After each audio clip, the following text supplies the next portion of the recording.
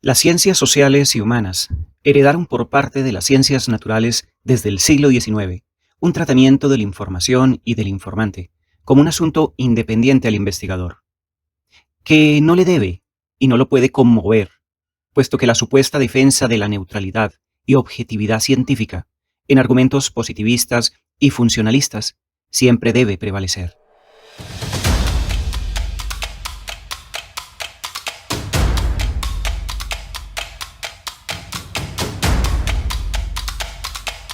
Rodolfo Stavenhagen nos plantea en su texto Descolonizar las ciencias sociales las formas como históricamente se ha hecho uso del conocimiento sociocientífico, bien sea para fines instrumentales del carácter más inhumano existente o para fines burocráticos y técnicos que el moderno Estado requiere para su funcionamiento.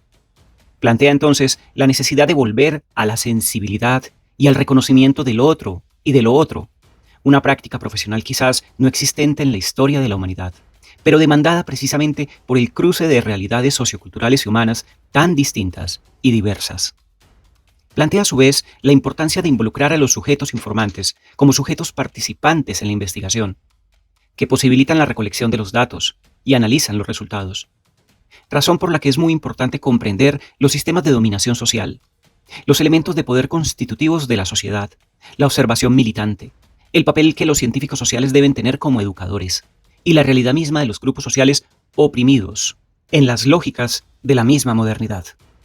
Un cordial saludo a quienes les interesen las teorías críticas, la sustentabilidad y las vías disruptivas y alternativas al desarrollo. Soy Wilfer Ceballos Betancourt y hoy abordaremos el texto Cómo descolonizar las ciencias sociales de Rodolfo Stavenhagen. Un texto corto, clásico, del año 1971. Lectura que hacemos con fines académicos. Les invito a que se sirvan un café y se acomoden para escuchar la siguiente lectura que nos permitirá comprender la importancia de la sensibilidad del investigador para el mundo social.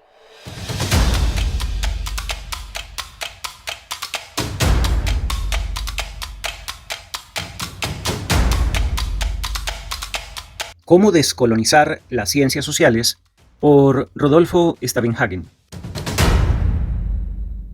Introducción. Tal vez corresponda al destino de las ciencias sociales no solo el que deban reflejar las formas dominantes de la organización social de su época, sino también, como lo han hecho desde que se desprendieron del pensamiento social y político de la Ilustración, que deban convertirse en medios importantes para la expresión de las contracorrientes radicales y de la conciencia crítica que estas mismas formas de organización han originado. Esta relación dialéctica entre las ciencias sociales y la sociedad logra penetrar en los papeles conflictivos y frecuentemente ambiguos que los científicos sociales como individuos se ven forzados a desempeñar en la sociedad moderna. Últimamente, ha sido necesario en algunos círculos criticar a la antropología en general y a su variedad aplicada en particular por sus ligas con el colonialismo y el imperialismo. Considero que ello es una medida saludable, ya que la relación histórica entre el colonialismo y el imperialismo como sistemas internacionales de dominación y de explotación por un lado, y por otro, el uso de la ciencia social en la administración del imperio, han pasado inadvertidos o ignorados. Ya no puede descuidarse por más tiempo, y se ha vuelto claro para muchos de nosotros que los métodos, las teorías, las diferentes escuelas de pensamiento, los mismos objetos de estudio y observación en antropología y en otras disciplinas sociales, han estado profundamente coloreados por esta relación histórica. Los asuntos tratados en este texto no son ni nuevos ni originales, y el autor es consciente de pisar tierras ya labradas. Simplemente esperamos contribuir al gran debate que ha tenido lugar en las ciencias sociales en los años recientes, y al cual han contribuido muchos colegas de varias disciplinas y de diferentes países. Véase, por ejemplo, la discusión de Berman y otros, del año 1967. Y entre los sociólogos latinoamericanos, el debate entre Orlando Fals Borda y Aldo Solari en la revista Aportes, del año 1968. Grandes clásicos de la investigación-acción. Permítaseme agregar, desde luego, que estoy profundamente convencido de las muy importantes contribuciones que la antropología y las otras ciencias sociales han hecho al progreso del conocimiento, independiente de sus distintas relaciones con el colonialismo y el imperialismo, y particularmente al conocimiento de y sobre los llamados países subdesarrollados. También soy uno de los que reconocen la profunda corriente de humanismo, progresismo, liberalismo y radicalismo que ha caracterizado al desarrollo de la antropología. Y aún hay algunas de sus variedades colonialísticas. Así, me parece igualmente equivocado negar las evidentes relaciones históricas entre el colonialismo y la antropología, o entre el imperialismo y la llamada sociología del desarrollo. Asunto que se sitúa en el campo de la sociología del conocimiento, como simplemente tratar estas disciplinas como auxiliares de la dominación colonialista o imperialista. Porque es precisamente de la ciencia, de la sociedad, de donde han brotado las más vigorosas críticas a los sistemas coloniales, a la dominación imperialista, a las estructuras políticas totalitarias y a la sociedad de clase burguesa. Han surgido nuevas generaciones de científicos sociales radicales, principalmente en el tercer mundo, quienes cuestionan algunos de los supuestos básicos sobre los cuales parece estar basada la ciencia social en los países industriales. Aún así, se debe reconocer que estos mismos científicos sociales son un producto del modo como la ciencia social, en general, se ha desarrollado. Creo que debemos ver estos problemas desde algunos ángulos, es decir, los usos o la aplicación del conocimiento sociocientífico en general y la práctica profesional de la ciencia social aplicada. Abordemos entonces los usos del conocimiento sociocientífico. Como todo conocimiento, el conocimiento sociocientífico forma parte de la herencia cultural de la humanidad. Está ahí para ser usado o aplicado por aquellos que puedan y sepan utilizarlo. Aun cuando los científicos sociales pueden ser responsabilizados parcialmente del uso que se da de los conocimientos que ellos imparten, pueden hacer muy poco para controlar realmente el proceso si permanecen dentro de las reglas establecidas del juego científico. Es decir, investigar, publicar, enseñar. Son las reglas del juego las que deben ser cambiadas. Creo que el problema depende de dos factores importantes: la naturaleza y la calidad de la investigación y la difusión de la información a usuarios potenciales. Pero estos dos aspectos están íntimamente ligados y se condicionan uno al otro. Los estudios antropológicos son comúnmente criticados por estar interesados en sociedades parciales de pequeña escala, y se asegura que este enfoque no les permite ver problemas y relaciones más amplios necesarios para un entendimiento significativo de la realidad.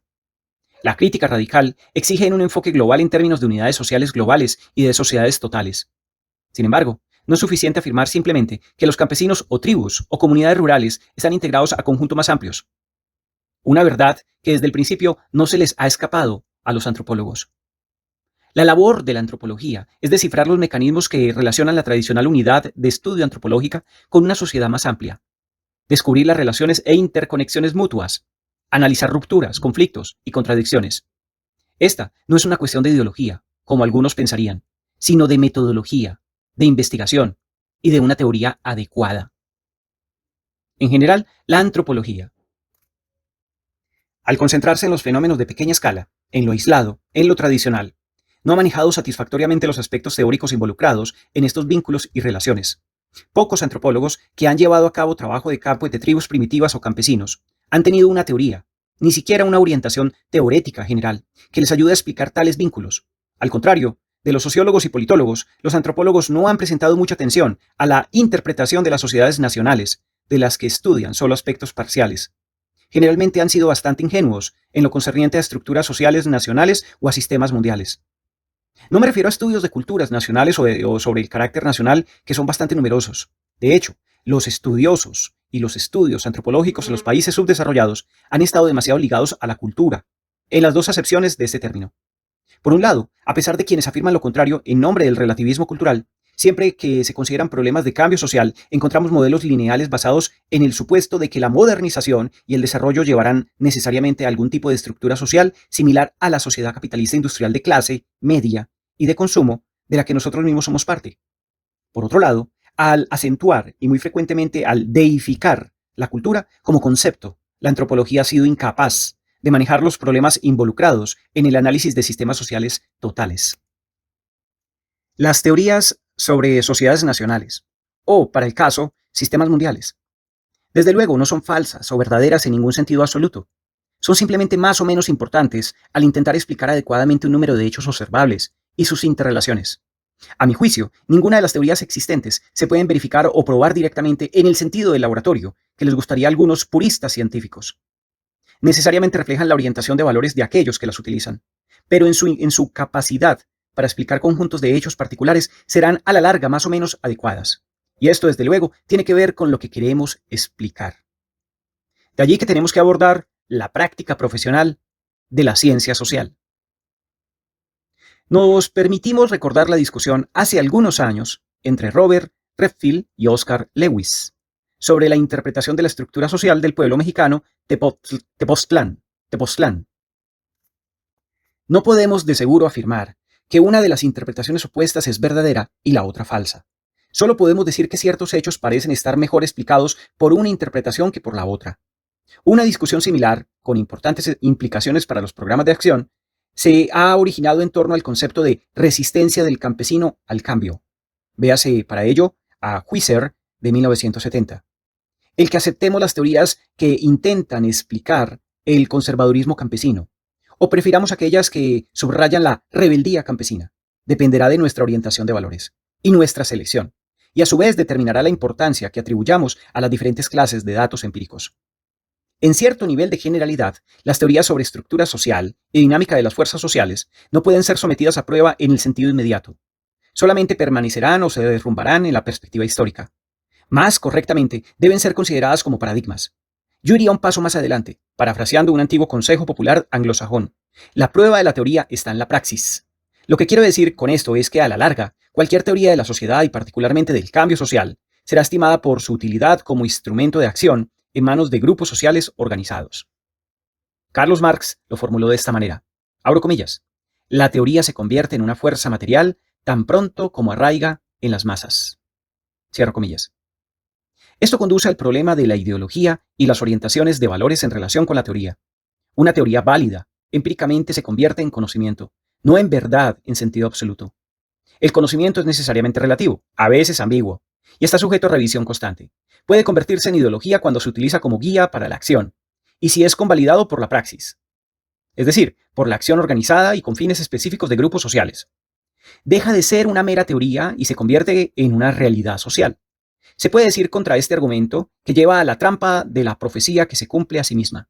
No creo que esto deba desanimarnos, porque si aceptamos que el hombre no es solamente una criatura ciega de las fuerzas históricas, sino que también moldea su propia historia, con las limitaciones que esta misma historia le impone, entonces la profecía que se cumple a sí misma se convierte en una de las muchas fuerzas dinámicas de la humanidad o que la humanidad utiliza para forjar su futuro. ¿Qué significa esto en términos concretos? Tomando un ejemplo de la antropología, generalmente se está de acuerdo en que los programas de desarrollo de la comunidad no tienen tanto éxito como deberían, o se convierten en completos fracasos, porque son incapaces de promover realmente la participación de la comunidad. Y esto es así porque se basan en supuestos equivocados que se derivan de orientaciones teoréticas inadecuadas. Sobre la estructura social de las comunidades rurales y sus ligas con la sociedad más amplia.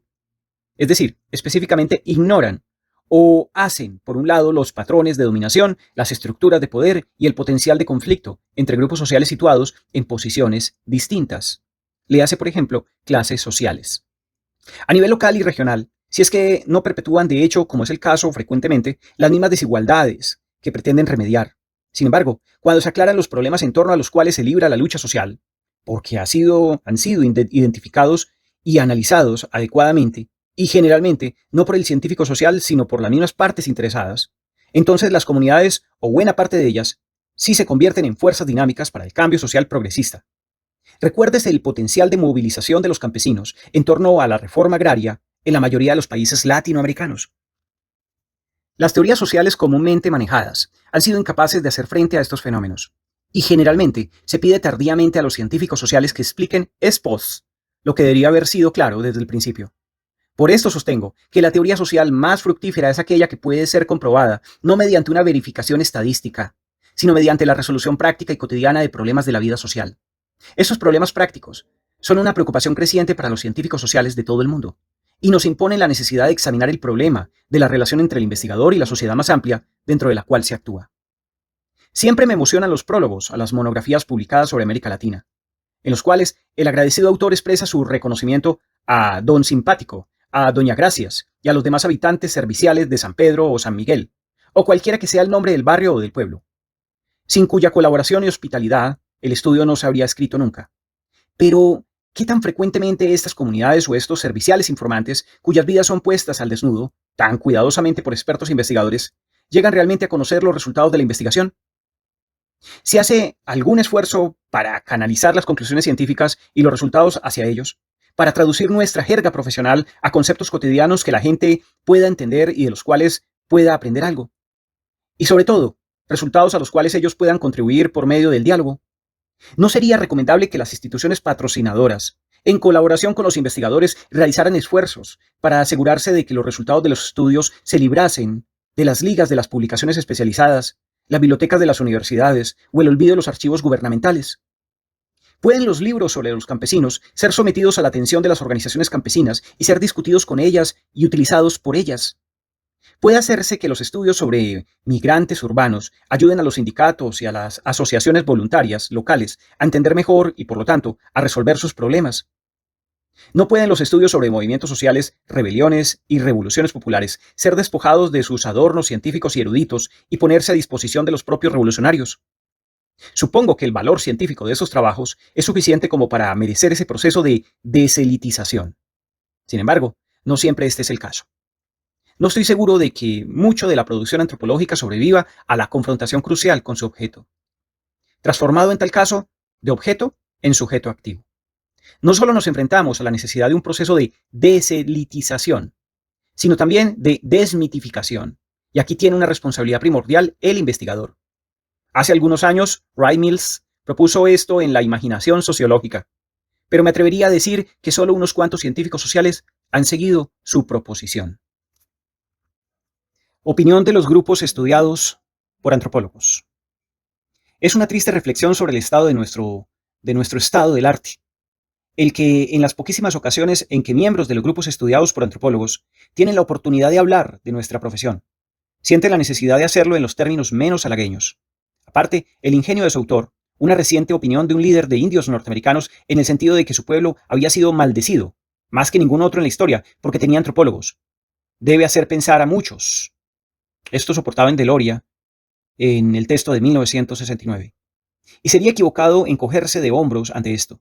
Frecuentemente me he preguntado, ¿qué quedaría de conceptos tales como el de cultura de la pobreza, creado por los cultos y los ricos, si los pobres tuviesen algo que decir en el diagnóstico de sus propios problemas? Sobre esta investigación véase a Valentine, del texto de 1968. ¿O cuáles serían los resultados cuando campesinos encogidos salieran al encuentro de antropólogos entrones sobre las bases iguales? De esto puede encontrarse Erasmus en su texto de 1969, del cual podríamos decir que Erasmus encontró, al estudiar a los campesinos del estado de Sonora, en México, que la gente distingue entre los encogidos, entre comillas, que son los campesinos tímidos, pasivos y sin mucha iniciativa, y los entrones, entre comillas, que son dinámicos y emprendedores, en materia de desarrollo económico. Erasmus va a estos últimos y ha erigido el síndrome del encogido, entre comillas, en un concepto general que supuestamente constituye un obstáculo para el desarrollo. En el África negra, de habla francesa, los intelectuales y los estudiantes tienden a calificar a los científicos sociales extranjeros, visitantes, especialmente a los franceses, según su grado de descolonización mental, antes de empezar a juzgar toda su capacidad profesional. En estos países la identificación del colonialismo con la etnología es tal que el solo nombre y la naturaleza de la disciplina están desprestigiados y son rechazados por muchos africanos. Para entender esto, puede verse a Jaulin, de un texto de 1970, a Copans, de un texto de 1971, para una crítica de la etnología neocolonial francesa. Entonces, siendo así, abordemos un subtema, y es la divulgación de los resultados. Sin embargo, en la mayoría de los casos, los investigadores de las comunidades académicas, particularmente cuando regresan a su propio país, pueden hacer relativamente poco para regular el uso, o la malversación, o simplemente el no aprovechamiento de los frutos de su labor. Frecuentemente se oye decir entre grupos radicales que las investigaciones sociales solo sirven a los gobiernos represivos, a las clases explotadoras o a los imperialistas. Algunos científicos sociales radicales más jóvenes se niegan, en consecuencia, a publicar sus trabajos y hasta hacer investigación, aun cuando algunas veces es ciertamente necesario demorar o impedir la publicación de los resultados de una investigación debido al daño que pueden causar a los grupos que son objeto de la misma. Los que toman esto como cuestión de principios simplemente se radicalizan tanto que quedarán fuera de toda actividad sociocientífica importante. Me parece que el punto aquí es salvar a la ciencia social y asegurar que sea utilizada para fines humanísticos y no destructivos, pero no abandonar el campo completamente. Creo, pues, que parte del problema estriba en la difusión entre el público deseado del producto de la investigación, pero no se trata de una cuestión de simple transmisión de información, ya que la naturaleza y característica de esta transmisión, si es diseñada como parte de la investigación misma, a través de un diálogo creador entre el investigador y el objeto sujeto de la investigación, la convertirá en un proceso de aprendizaje mutuo, y así cambiará la propia naturaleza de la actividad científica. Esto, trasladado a la problemática de la investigación, es lo que Paulo Freire llama dialógica en su Pedagogía del oprimido, texto del año 1970. Sin embargo, precisamente uno de los aspectos más criticables y más criticados en la ciencia social, por lo menos en lo que al tercer mundo se refiere, es que está preocupada principalmente por estudiar al oprimido, desde afuera. En años recientes debería haber quedado bastante claro que las causas de la opresión o de la explotación o de la carencia, sea esta relativa o absoluta, o simplemente del retroceso y del tradicionalismo, están en el funcionamiento de los sistemas totales, en la naturaleza de las relaciones que vinculan a los oprimidos con sus opresores. O si estas palabras lastiman la sensibilidad de aquellos que piensan que llevan una carga valorativa demasiado grande, podemos decir los privados y los privilegiados, dentro de un sistema total. Por lo tanto, debemos tratar de canalizar hacia los primeros no solamente el conocimiento científico sobre ellos mismos, sino también sobre cómo funciona el sistema. Y esto requiere dar atención al otro polo de la relación, tal vez más importante, el de los grupos dominantes. Entonces, abordemos los estudios del sistema de dominación, una necesidad. Para entender cabalmente las fuerzas sociales, en un proceso de cambio social, se requiere algo más que un análisis de los grupos sociales de los estratos bajos, o de los movimientos sociales contra los sistemas de dominación establecidos. Se requiere el estudio del propio sistema de dominación, y particularmente de los mecanismos mediante los cuales los grupos sociales dominantes, las élites, encuadran dentro de la estructura general, cómo reaccionan y participan en el proceso de cambio, cómo operan para mantener, adaptar o modificar los sistemas existentes. Es aquí donde veo un vasto campo nuevo de investigación para el científico social radical, comparado con los estudios sobre indios, campesinos, tribus primitivas, pobres de las ciudades, migrantes, marginales, etc. El estudio científico de las élites y de los procesos de toma de decisiones de los pisos superiores del edificio social es aún muy incompleto. Uno pensaría que debido a su origen social, su educación universitaria y su lugar dentro de la estructura social, el científico social debería estar capacitado para llevar a cabo tales estudios. Pero hasta ahora, su equipo científico y mental no parece haber funcionado en este sentido. Al concentrar su atención en los de abajo, el científico social ha revelado precisamente la tendencia que más se presta hacia la crítica radical, es decir, el enfoque paternalista o colonial en el estudio de la sociedad. Más que ninguna otra de las disciplinas sociales, la antropología ha estado sujeta a estas limitaciones.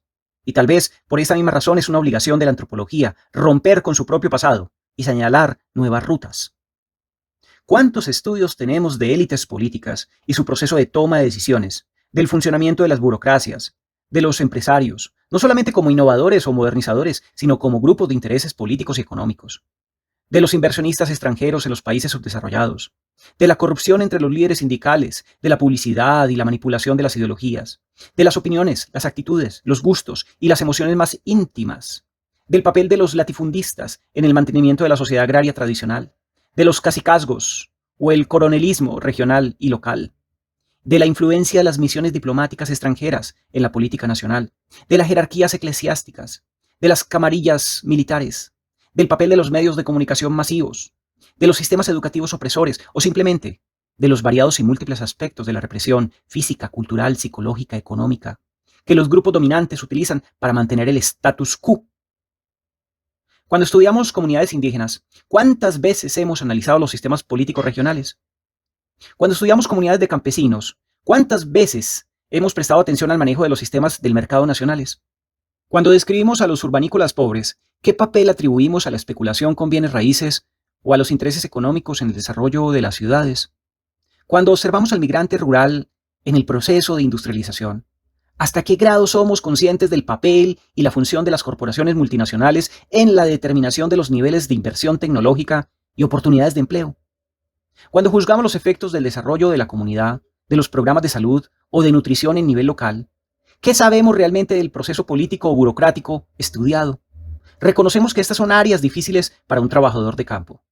Y por tradición, hemos escogido el camino de la menor resistencia. Es más fácil entrar en una choza campesina que en la oficina de un ejecutivo. Además, no es probable que el campesino lea algún día nuestro informe de campo. Ello no obstante, si la ciencia social no ha de volverse inútil para el proceso de cambio social, tal como está ocurriendo en los países subdesarrollados. Debemos enfrentarnos a estos nuevos retos, utilizar nuestra imaginación sociológica, convertirnos en observadores, tal vez hasta observadores participantes de esas instituciones y áreas de actividad que son significativas. Esto no es fácil, y tal cambio de enfoque tropezará con enormes, espero, que no invencibles, dificultades. Por esto, entonces, debemos abordar el conocimiento como un elemento de poder. El conocimiento sociocientífico ha dejado de ser desde hace mucho un simple lujo académico. Como todo conocimiento científico, se ha convertido, y cada vez más, en un elemento de poder económico, social y político. De ahí la rápida proliferación de think tanks, es decir, bancos de datos, centros de documentación, etc. El investigador académico, particularmente el joven, ya no puede escoger su actividad de investigación simplemente siguiendo sus caprichos intelectuales. Su selección es gobernada por los fondos disponibles, por los centros universitarios que se especializan en esta o en aquella área, por la moda científica, que es quizá tan tiránica a su manera como lo son las modas femeninas en lo suyo, y por otras consideraciones institucionales. En estas circunstancias, la acumulación de conocimiento sigue patrones predeterminados sobre los cuales el investigador individual tiene relativamente escaso control. Al enfrentarse a esta situación, puede seguir una de estas tres alternativas. La primera, simplemente continuar produciendo información, como un trabajador en un tren de montaje que produce refacciones, sin importarle su uso final. Pero seguramente tal enajenación científica está en contradicción directa con el papel del intelectual en la sociedad como humanista y como crítico social. La segunda, por producir conocimientos que vayan de acuerdo con las interpretaciones prevalecientes y establecidas de la sociedad, aceptando y utilizando en su trabajo las premisas sobre las cuales son predicadas la continuidad y la estabilidad de los sistemas sociales existentes. Yo incluiría bajo este membrete la mayoría de los estudios sobre, digamos, aculturación, movilidad de las clases, modernización, correlaciones socioeconómicas de actitudes y comportamientos individuales, monografías sobre comunidades, etc. Dentro del marco de referencia del funcionalismo y del behaviorismo. Si bien este tipo de investigaciones ha contribuido considerablemente a una acumulación de conocimientos en general, ha ejercido escasa influencia en el cambio de los patrones prevalecientes y del uso de dicho conocimiento, y en la distribución del conocimiento productivo entre los diferentes grupos sociales. Conscientemente, estoy estableciendo aquí una analogía entre la acumulación del capital y la acumulación de conocimientos en una sociedad capitalista, por cuanto ambos procesos son una expresión del modo prevaleciente de organización social y económica. Y en tercer lugar, puede intentar ofrecer explicaciones alternativas, es decir, explorar nuevas vías teóricas y ejercer su crítica intelectual de las verdades, entre comillas, establecidas o aceptadas, y al mismo tiempo promover la redistribución del conocimiento en la forma que se propuso anteriormente. A partir de este momento, la acumulación del conocimiento puede volverse peligrosa ante los ojos de aquellos que controlan el establecimiento académico o político, y nuestro hombre de ciencia tendrá un acceso decreciente a los fondos para la investigación. Su contrato podrá no ser renovado, se le puede forzar a abandonar la universidad, y en casos extremos se le obligará a abandonar el país o puede ser encarcelado. En algunos países latinoamericanos, como Brasil y Argentina, este proceso ha sido notorio en los últimos años. Pero no veo en modo alguno que esto sea privativo de la parte sur del hemisferio ni del hemisferio occidental. Si bien la acumulación del conocimiento es un elemento de poder, no siempre sirve necesariamente para mantener las estructuras del poder existentes. Al contrario, puede y debe convertirse en un instrumento para el cambio, el cual, mediante el despertar y el desarrollo de una conciencia crítica creadora, permite a los que no tienen poder, a los oprimidos, a los pisoteados, a los colonizados, primero, cuestionar, luego, subvertir. Para un señalamiento de los aspectos positivos de la subversión, véase Falsborda, 1970. Y por último, modificar los sistemas existentes de dominación, explotación y opresión. Para ello, entonces, observemos un punto: la observación militante. Esto lleva directamente a la consideración de un papel emergente del investigador social que trascenderá la bien probada técnica de la observación participante, el papel de que yo llamaría de observación activista, esto es, del observador militante. Con ello, quiero decir la verdadera síntesis entre la investigación sobre y la participación en el proceso de cambio social, no desde el punto de vista ventajoso del administrador, como es el caso frecuentemente del manipulador externo o del visitante participante transitorio, un engendro común del antropólogo aplicado, sino más bien al nivel del organizador político, del agitador social, en la más noble acepción de este término tan denigrado, o del pescado en el agua, para utilizar una relevante metáfora china. De este modo, ambas, acción e investigación, estarían unidas en el interés de promover el conocimiento y de contribuir al cambio. La observación activista no solamente mejorará el entendimiento científico del proceso social, como efectivamente está sucediendo, y no como es reconstruido después del hecho, sino que también puede ayudar a transformar a los activistas o militantes con mentalidad no investigadora en observadores cuidadosos de su propia acción. Desde luego, esta no es una receta invariable para la antropología en general, ya que no todos los tipos de movimiento social pueden esperar contar entre sus miembros a un científico social calificado, comprometido con sus metas. Es más que nada una idea para los científicos sociales comprometidos, que están interesados en ciertos tipos de movimientos sociales, no solo como observadores, sino tal vez principalmente como participantes. Y esperamos que este enfoque ayude a mejorar la calidad de la propia acción social. Que no se trata de mera especulación, está claramente demostrado por el muy activo compromiso de muchos científicos sociales con los movimientos revolucionarios de Latinoamérica. Permítase expresar aquí públicamente mi humilde admiración y homenaje a aquellos científicos sociales y todos los demás que se han comprometido, y particularmente a los que ya han muerto y sufrido torturas, encarcelamiento, persecución, y de algunos de los más nobles que buscan los más nobles ideales del hombre. Pero haciendo a un lado la emoción personal, estos mismos movimientos revolucionarios han mostrado la necesidad desesperada del análisis sociocientífico. Esto es, de la constante acción recíproca entre la teoría, los hechos y la práctica. No se habrían evitado algunos de los errores y equivocaciones trágicas en que incurrieron muchos de esos movimientos si en lugar de aplicar simplemente teorías y esquemas mecánicamente, hubieran hecho algún tipo de análisis continuo de la realidad social que ellos mismos estaban ayudando a moldear. ¿O sería esto esperar demasiado tanto de la ciencia social como de los movimientos revolucionarios? Confieso que no tengo una respuesta preparada para esta pregunta. Pero a pesar de las ventajas de situar los problemas de la investigación a este nivel existente, existen también grandes campos de estudio donde este enfoque simplemente no es viable. Además, existe el arduo problema de la perspectiva y la objetividad.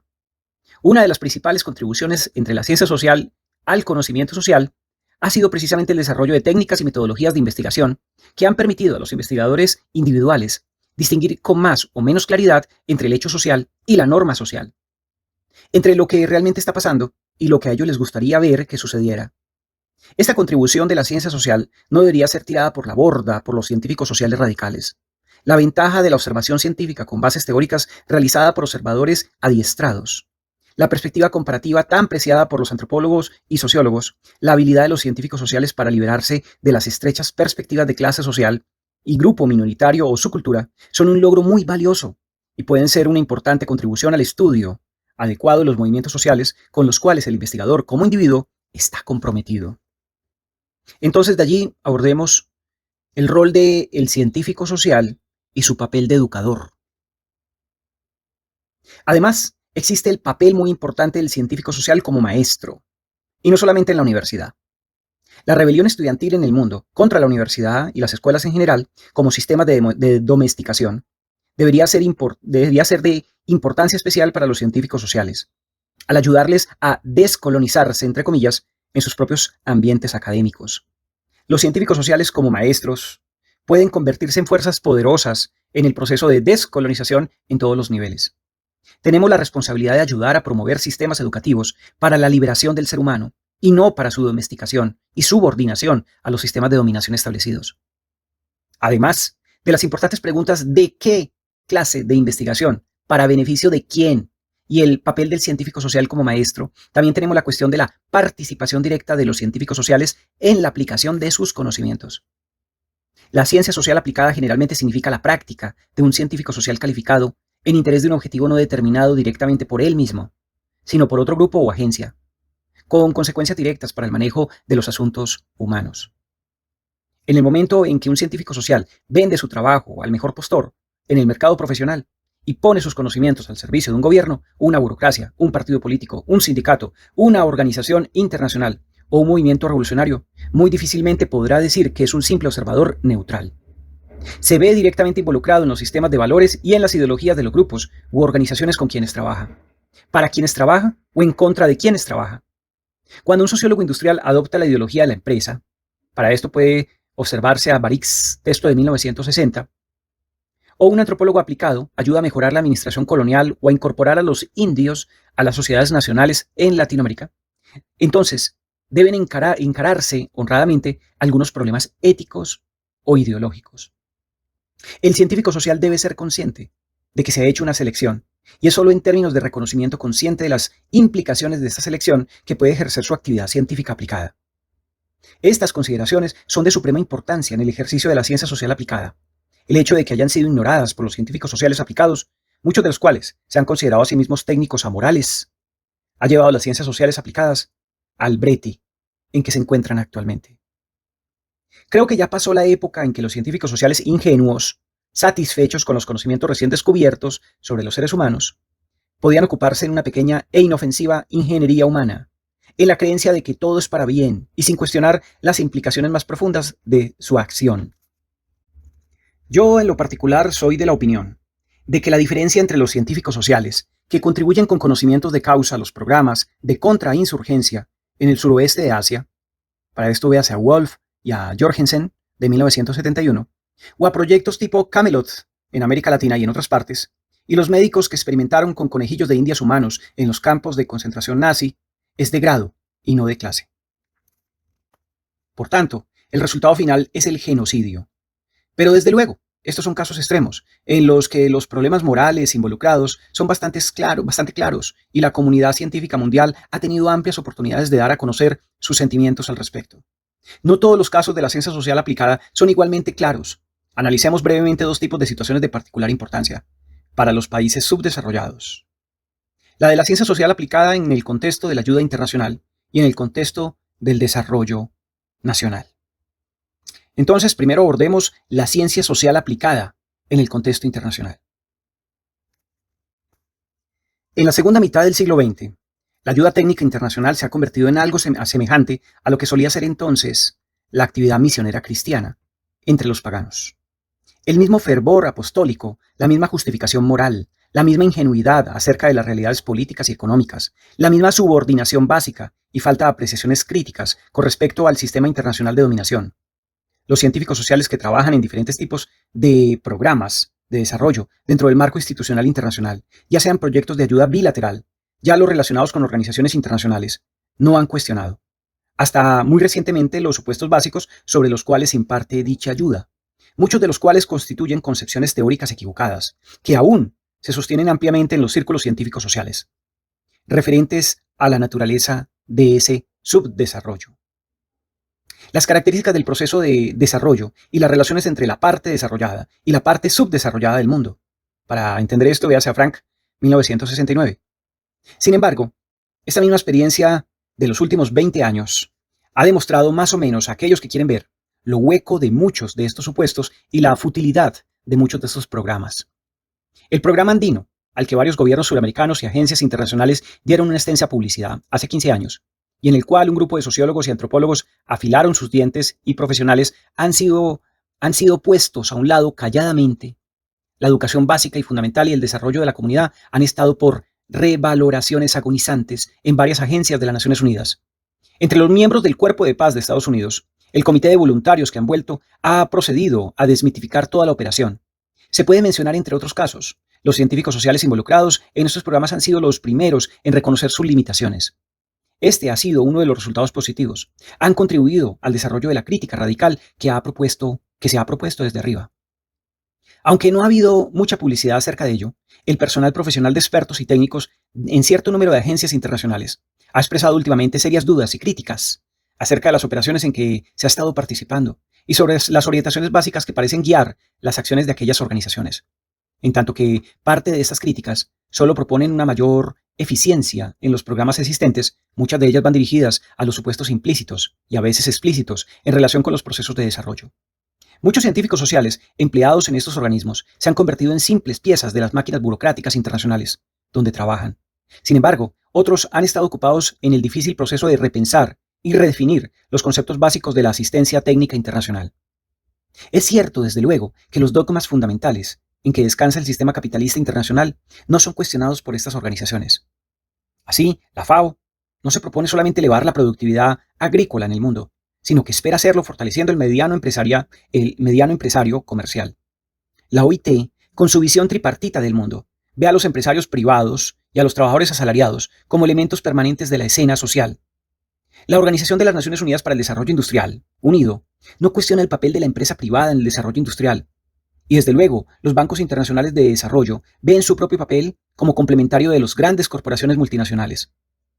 Pero aún, dentro de este marco general, y a pesar del hecho de que en términos de las necesidades de desarrollo del tercer mundo, la ayuda técnica internacional es simplemente una gota en el mar, es claro que los científicos sociales han contribuido de forma importante.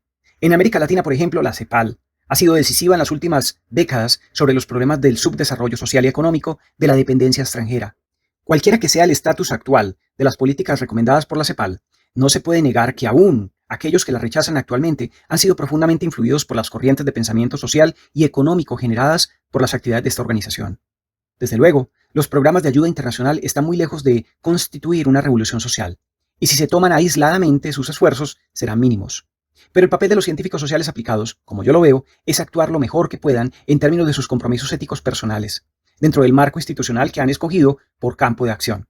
Por ejemplo, los científicos sociales que trabajan en un proyecto de ayuda técnica internacional para la reforma agraria desempeñarían un papel completamente diferente, digamos, en Chile, que en un programa análogo promovido por el régimen actual del Brasil, o por el gobierno militar del Perú, el cual se ha propuesto llevar a cabo una reforma agraria radical. La variable clave aquí es el tipo de reforma que los gobiernos nacionales están dispuestos a emprender, no la filosofía del organismo internacional.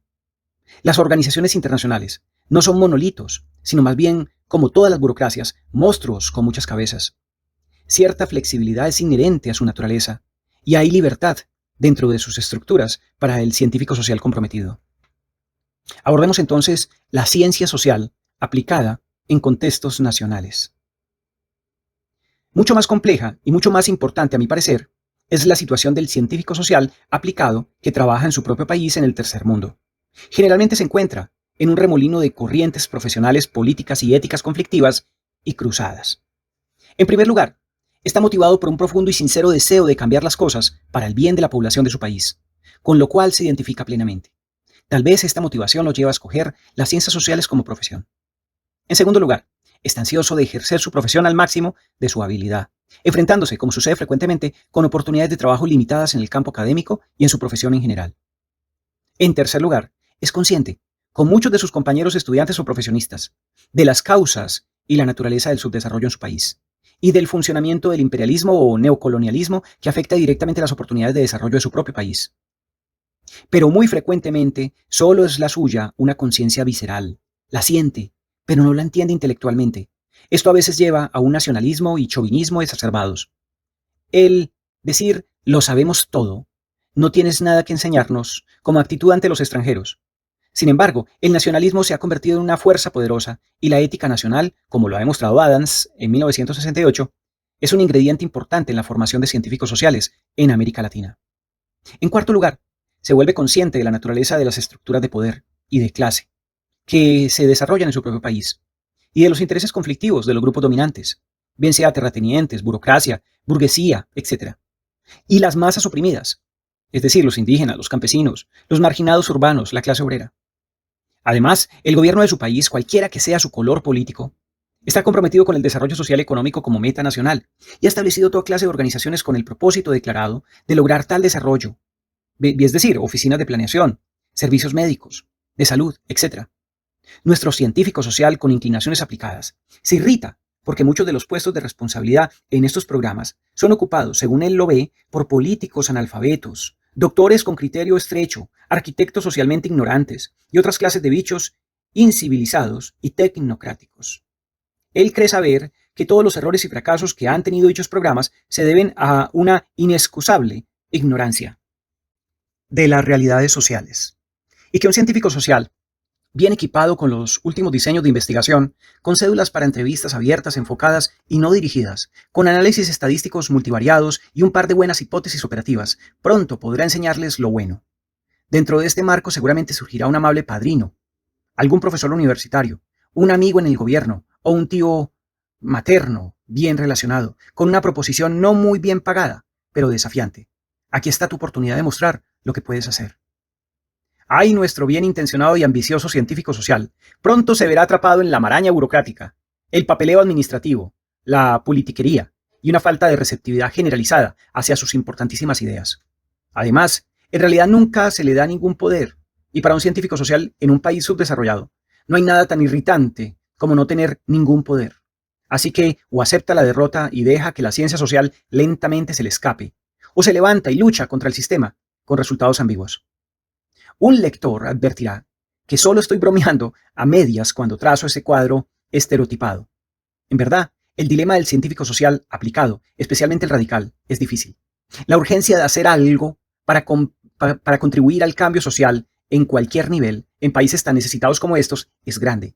Y cambios pequeños y grandes están de hecho ocurriendo en todas partes, muchos de ellos particularmente en América Latina.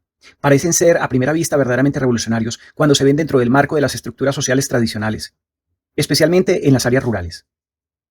Estos nos llevan al candente asunto de las transformaciones estructurales, tan apasionadamente discutido en los círculos latinoamericanos. ¿Cuáles son estos cambios estructurales? ¿Cuándo es la acción social realmente revolucionaria y cuándo es meramente reformista? Entre los radicales es muy común rechazar muchos programas por ser reformistas. Es decir, que no conducen a cambios significativos, sino más bien tienden a fortalecer los sistemas de explotación existentes por un proceso de modernización. Y exigir, en su lugar, cambios verdaderamente revolucionarios. Aunque básicamente estoy de acuerdo con este punto de vista, no creo que sea para el científico social comprometido una excusa para abandonar la actividad profesional. Por el contrario, constituye un desafío a orientar esta actividad en un sentido positivo. Es por ello que deberíamos abordar la reforma y la revolución, lo que significa lo uno y lo que significa lo otro. Examinada más de cerca, la diferencia entre reforma y revolución no es desde luego muy nítida. Aunque todos estamos seguros de poder reconocer el producto acabado, nos parecemos más a los ciegos de la fábula que buscan identificar al elefante revolucionario tentaleando alrededor de sus diferentes extremidades. Sin embargo, las revoluciones no son nunca un producto acabado, y una mirada más de cerca a algunas revoluciones nos mostrará que todas ellas se reforman constantemente desde dentro. Aquellas que no lo hacen, aquellas que se apoyan en el mito de que han alcanzado la perfección, caen en el atolladero burocrático totalitario del cual cada vez es más fácil escapar. Por otro lado, si bien el reformismo como ideología es ciertamente contrarrevolucionario, las reformas específicas de estructuras sociales y económicamente tienen diferentes significados en contextos históricos diferentes. Así, existen reformas cuyo propósito y función principal es prevenir cualquier clase de cambio profundo y fortalecer los sistemas existentes. La Alianza para el Progreso fue uno de esos programas. Yo las llamaría reformas contrarrevolucionarias. Otras reformas son más reformistas. Esto es, intentan lograr cierto número de cambios importantes que requieren el ajuste de las estructuras existentes sin modificar, sin embargo, las bases del poder político y económico de las clases gobernantes del país. La abolición de la servidumbre en Rusia, el estatus de tierra en Brasil, el reconocimiento del derecho de los trabajadores a organizarse y a efectuar huelgas, la nacionalización de algunas industrias o servicios básicos en países dependientes y, desde luego, algunos programas de distribución de la tierra en países de América Latina. Todo cabe dentro de esta categoría. Las reformas reformistas, en ausencia de revoluciones políticas y sociales, que son cabales, son un aspecto necesario e inevitable del desarrollo social. El científico social radical no puede menos que aprobarlas y darle su apoyo, aun cuando sepa o sienta que no son del todo su apoyo, aun cuando sepa o sienta que no son suficientemente profundas o que pasan por alto los verdaderos problemas. Existen, por último, las reformas revolucionarias, reformas que llegan hasta los centros nerviosos de los sistemas de dominación, que son el resultado de la presión organizada de las masas y que muy claramente afectan la posición relativa de las clases sociales opuestas en la sociedad. Sin duda, fue este el caso de la reforma agraria en México y en Bolivia en sus etapas y las de Chile y Perú actualmente. La nacionalización del sistema bancario, como en Chile, puede ser otro ejemplo. Las reformas revolucionarias son trampolines para transformaciones posteriores, y el que sean o no utilizadas como tales depende desde luego de factores políticos muy concretos. El que las reformas de cierta clase se vuelvan revolucionarias o no es tanto una función de las reformas en sí mismas, como de su lugar dentro del proceso total de desarrollo y su relación con otros tipos de acción. Por lo tanto, no se les debe juzgar aisladamente, sino más bien en términos de su propia acción recíproca con la sociedad más amplia. Así, si bien la reforma agraria mexicana fue revolucionaria a principio, hasta 1940, la misma reforma, basada en las mismas premisas, los mismos mecanismos y la misma ideología, se ha vuelto conservadora dentro de la estructura social y económica contemporánea de México. El papel de las reformas en la sociedad no es sino una expresión de las relaciones entre las diferentes fuerzas políticas y sociales en juego, y en las dinámicas de estas relaciones, las que determinará si las reformas son reformistas o se vuelven revolucionarias. En estas condiciones, las ciencias sociales aplicadas deben redefinir su papel constantemente o se convertirán en apéndices tecnocráticos insignificantes de la aplicación de políticas sobre las cuales no ejercen la menor influencia. He encontrado pocos científicos sociales aplicados que vean la situación de esta manera. Generalmente aceptan un conjunto de políticas venidas desde arriba y si de algún modo tienden a redefinir los problemas es más en términos operativos que en términos políticos. Actualmente la crítica fundamental proviene principalmente de la generación más joven de científicos sociales y muy frecuentemente de los estudiantes. Por ejemplo, debería estar claro que el papel de un sociólogo o un antropólogo que participa en programas de difusión de innovaciones técnicas en la agricultura variará radicalmente según estos programas se apliquen en el marco de una reforma agraria radical y estén dirigidos a los campesinos beneficiarios de esta reforma, o se ejecuten dentro de un marco tradicional de grandes latifundios, con sistemas de estratificación rígidos, donde un puñado de empresarios modernizantes sean los únicos que pueden aprovechar estas innovaciones. Lo mismo se aplica a los programas de salud y nutrición, desarrollo de la comunidad, cooperativas, etc. Ahora abordemos un grupo particular que ha sido separado del conjunto de modernización y desarrollo de las grandes urbanizaciones centrales en América Latina, el cual es el grupo de los indígenas y el movimiento del indigenismo. Un asunto particularmente importante en América Latina es el indigenismo, término que denota los diferentes programas de gobierno cuyo objetivo es la incorporación de poblaciones indígenas atrasadas a las grandes corrientes de la vida nacional. Recientemente los científicos sociales radicales criticaron con dureza estos programas, particularmente en México y en Perú. Desde luego, no se puede impugnar la meta básica del indigenismo, es decir, mejorar los niveles de vida de las poblaciones indígenas.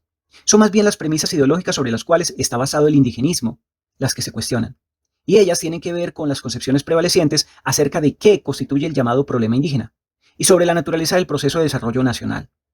Las sociedades indígenas en América Latina tradicionalmente han sido vistas por los antropólogos en términos de cierto número de criterios culturales que las distinguen de la llamada cultura nacional.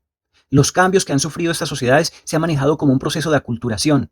Los sistemas regionales en los cuales los indígenas y no indígenas interactúan han sido llamados sistemas de castas.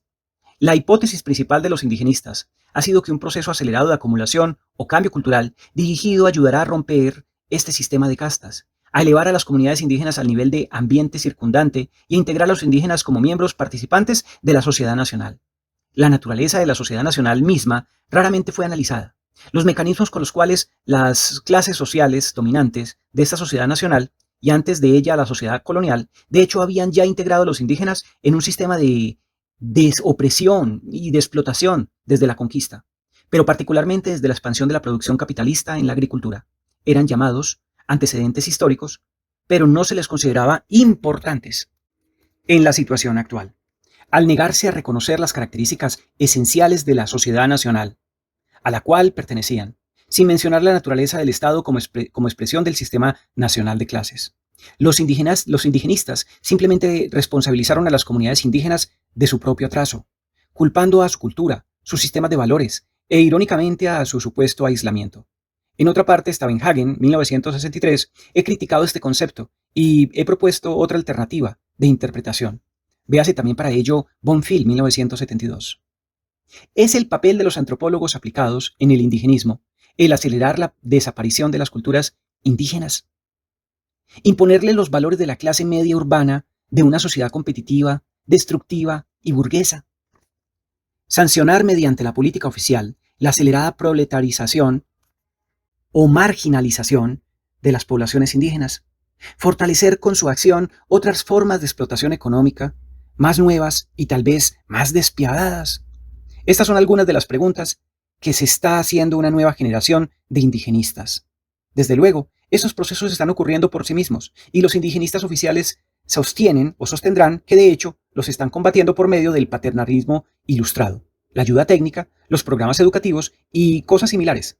Sin embargo, los críticos dudan y quisieran ver un nuevo tipo de indigenismo, como una poderosa fuerza dinámica que ofrezca no solamente paliativos burocráticos a culturas agonizantes y campesinos pisoteados, sino que combata el etnocidio que se practica actualmente en América Latina. Véase, por ejemplo, la Declaración de Barbados, firmada por 11 antropólogos preocupados por este proceso. Año 1971. También pueden leer a Yao Lin, en texto de 1970, y que servirá como fuerza aglutinante para la transformación revolucionaria, no solo de las comunidades indígenas, sino de las mismas sociedades nacionales. Véase también para discusiones sobre indigenismo a Bonfil en 1970. Podemos ver por este ejemplo, es decir, el indigenismo, que el papel del científico social aplicado en el desarrollo nacional no puede ser neutral, no puede mantenerse leal a los principios éticos de su ciencia y al mismo tiempo negarse a tomar partido en los grandes problemas ideológicos y éticos de los procesos societarios en que se está involucrado como practicante. Y como lo muestra en el caso que acabamos de analizar, el indigenismo, no es esta una cuestión de ciencia contra política, sino una de clase de ciencia en la política contra otra. Ciertamente ninguna cantidad de ciencia social aplicada, ya sea romántica, oficial, burocrática o radical, puede acelerar por sí misma las fuerzas sociales en función. Pero el científico social comprometido tiene la obligación de plantear los problemas, de hacer las preguntas difíciles, de llevar la crítica hasta sus conclusiones, de crear nuevos modelos en vez de los que se ve obligado a descartar. Y, si puede, de tomar las medidas necesarias.